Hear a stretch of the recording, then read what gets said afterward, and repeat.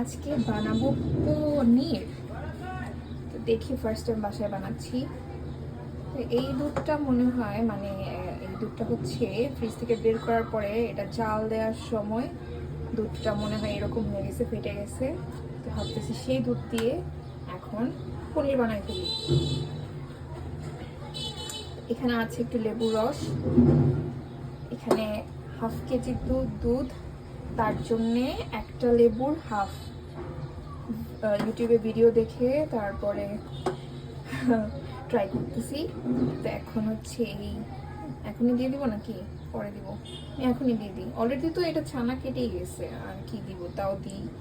আর একটু হোক, দিয়ে দিলাম, দেখি কি হয়।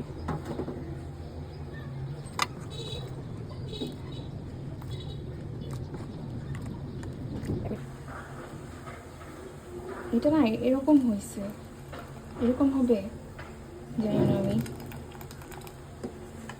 এরকম হয়ে গেছে লেবু দেওয়ার পরে, মানে লেবু দেওয়ার আগেই তো ছিল আরো বেশি, এখন মনে হচ্ছে কম হয়ে গেছে আরো, ফাটা ফাটা মানে এইগুলা ভিতরে। এখন কি নামাই ফেলবো? পুরো জানি না কি কিভাবে বানায়। ওয়াও, তার মানে একটু হইলেও পারছি আমি। যাক, এক্সপেরিমেন্ট করলাম আর কি। ভালো হয় নাই, শক্ত হয়ে গেছে। এটা নাকি গরম গরম থাকা অবস্থাতেই হচ্ছে এটা হচ্ছে কেনা লাগে, বাট আমি ঠান্ডা হতে দিছিলাম, এই জন্য বেশি শক্ত হয়ে গেছে। যাই হোক, কোনো ব্যাপার না, ফার্স্ট টাইম। জিনিসটা এইরকম হয়ে গেছে ছাড়া ছাড়া। কী করবো এখন? এটা তো কোনোভাবেই হচ্ছে জমাট বাঁধতেছে না, তো ছাড়া ছাড়া হয়ে গেছে। চিপে পানি বের করে ফেলছি সব, খবর নাই। জানি না কি হয়েছে এটা। ও মাই গড, ফাইনাল রেজাল্ট। এটা কিন্তু অনেকটা ওই যে শ্রেডেড মজারেলা চিজ হয়ে গেছে। যাই হোক, এটা আমি পিজা টিজা বানাইতে দেখি ইউজ করতে পারি।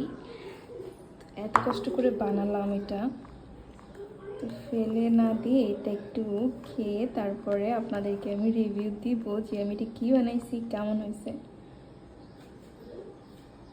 বানাইতে চাইছিলাম কীরকম আর হয়ে গেছে কীরকম, একদম রাবারি রাবারি হয়ে গেছে, অনেক বেশি হার্ড হয়ে গেছে। যে পনির যেরকম নরম থাকে ওই রকমটা হয়নি।